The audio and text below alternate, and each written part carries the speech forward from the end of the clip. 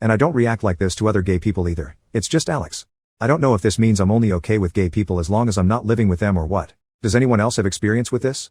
I want to get over myself and stop whatever this is, but if I can't I'm going to have to leave since the last thing I want to do is hurt Alex, and if I stay here and keep automatically judging him for his lifestyle that's what's going to happen. Update 2 weeks later, the day I made the post, I met up with my sister Laura, 24 female, and I showed her the post. She read the whole thing and called me an oblivious walnut and said it sounds like I have a crush on Alex.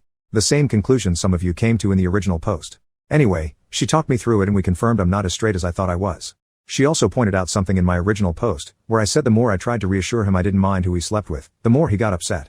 Also, how he brought my old friends with benefits situation into it. I just thought he was understandably mad with me for being a jerk, but Laura thought it sounded like maybe Alex wanted me to be jealous?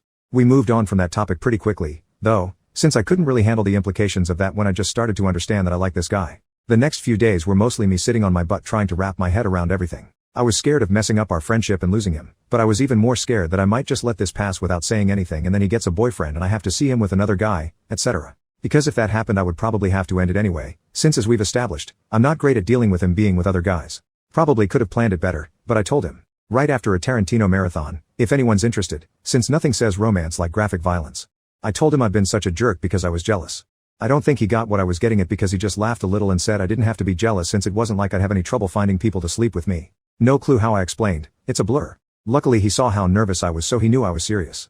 We talked. Long story short, all that flirting was real, but Alex didn't have any hope of it going further because of me being an oblivious straight guy. So he's been trying to get over me. He laughed really hard when I told him about how I mistook my jealousy for homophobia, and he teased me by saying he'd never expected me to be the jealous type. Then again, we both ended up laughing a lot out of nervousness and awkwardness.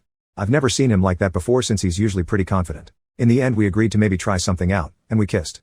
Never kissed anyone with a beard before, so, interesting experience, but also really good. Plot twist, it turns out I don't have any problem with Alex kissing guys if it's me he's kissing. Since then we've kind of been easing into the whole dating thing, I guess? I know this place is wary about roommate relationships and I get why, but it's been great so far. We had our first proper date last weekend and it was incredible, though a bit weird since we've done that 1,000 times already and this time there was a new context.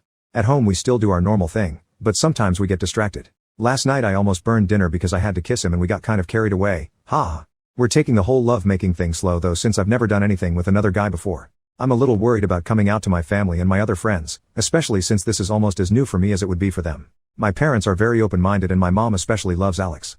But I have some more conservative family members on my dad's side, and I can already imagine them blaming Alex for turning me gay.